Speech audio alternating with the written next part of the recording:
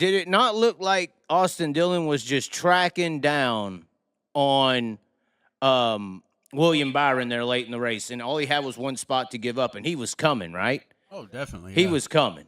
William Byron was on the move, and then William Byron couldn't make, or Austin Dillon was on the move. Austin Dillon couldn't make the pass for some reason, and then all of a sudden here comes Ross Chastain. He's coming, and he can make the outside roll, and he rolls to the outside of Austin Dillon. Oh, he's moving, and he peeks a nose to the outside of Byron, and then into 1 and 2, it's like all of this momentum that they had just went away. What? Yeah. And I said to Sean, I said, a lot of people were stunned or confused at that point. I was like, damn, is he not getting a run there? It went by 2 or 3 laps. I started looking. I was like, I believe I said this, Sean. Correct me if I'm wrong. I said, this looks like a show. I said, well, I didn't say that at first. I believe I was like, man, this is amazing racing. Look at them. They're side by side. It was like 2 deep. This is amazing racing. Wow, they're actually racing well here, and this car sucks on short tracks. And then it just stayed that way. And I was like, wait. Chevy. If William Byron falls out, there won't be a Chevy representation in this event. Right. And there's 2 Chevys right there blocking for him. And so I was more so stunned at that BS as we're getting the final checkered flag. And then I looked to the other box. They had a 3-box screen going on. And Chris Bell's riding the fucking wall. And I'm like, what the hell? Was he just mad about losing or something? And that whole situation there with Bell and Bubba Wallace, I didn't really see. And so they go to the replays of the scenario and show how Bubba Wallace was just off the pace somehow. They say with the flat tire.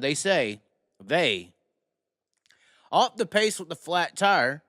Of course, Bubba Wallace, 2311.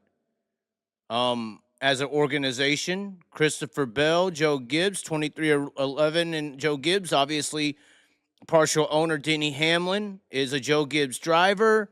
And they already have a 2311 car in with Tyler Reddick. So nothing to really lose there. But getting Joe Gibbs in, I mean, is there some cross parallels there in that scenario? Right, Sean, that would make a little sense that they would try to pull something off like that with a flat tire, in quotations?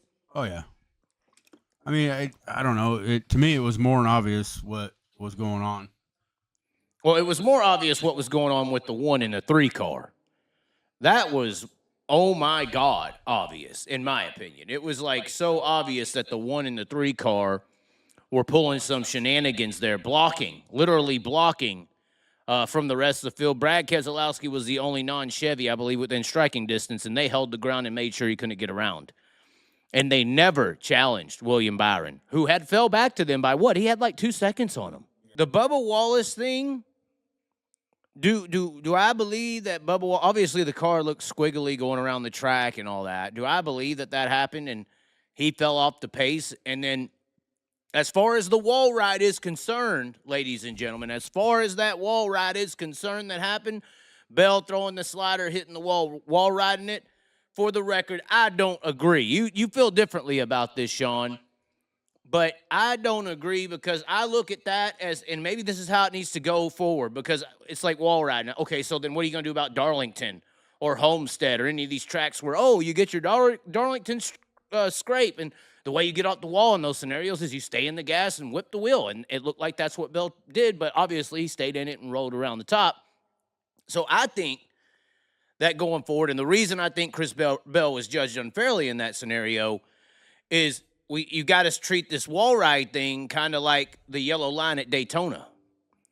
You know, the yellow line at Daytona, if you go below it and advance your position, that's a no-no, right, Sean? But you can go below the line and come back onto the track just as long as you do not advance your position, right? Right. So Christopher Bell didn't advance a position.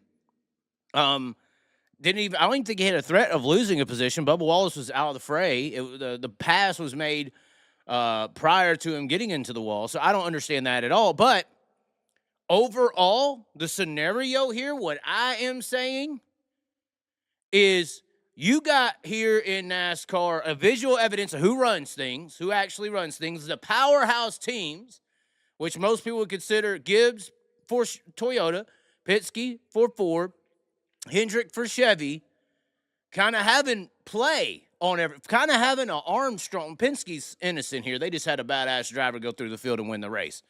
Although I'm not a big Ryan Blaney fan. Regardless, you kind of saw the powerhouse teams of Hendrick and Gibbs kind of in a nonchalant, not even having to tell people what to do. They just kind of already knew. It was like a game plan. You know, it's like scheming throughout the week or something. They already know, okay, so in this scenario, that scenario, you have to help these few guys to make things happen. Now, it used to be more of a stronghold by these bigger teams because they were in charge of developing the products and the engineering and the performance parts that if you wanted to run well, you had to buy through them. So that used to be a little bit of a bigger scheme. It probably happens more so or less than a pre-next-gen vehicle. It probably still happens in some aspects today, but still there's this lineage, there's this power structure, there's these politics, there's these P. Diddy parties, all kinds of things that is controlling this racing situation. But I have a problem, Sean, where we all are seeing blatant manipulation. Everyone can see it. And even if you want to say Bubba Wallace's manipulation is a question mark, but you're going to DQ, or you should have, on the results, they don't even have Chris Bell dead last, but apparently it was enough of an infraction to lose the championship, or a championship hope. I think you should take all of these cars involved in this scenario, which is Bell for his wall infraction, the 23, the 1, the 3, and the 20, and I think you should DQ all of these son of a bitches, and that would put Kyle Larson into the Final Four because he didn't do nothing wrong this year but win a lot of damn races and kick everybody's ass. Y'all are the ones out there that need manipulation and this, that, and the other to find your way up into the front of a damn field. Kyle Larson just has to grab a damn steering wheel and get in the damn cockpit, and that's all he needs to do to be successful on the racetrack while y'all are pulling shit off like this. This is how we do.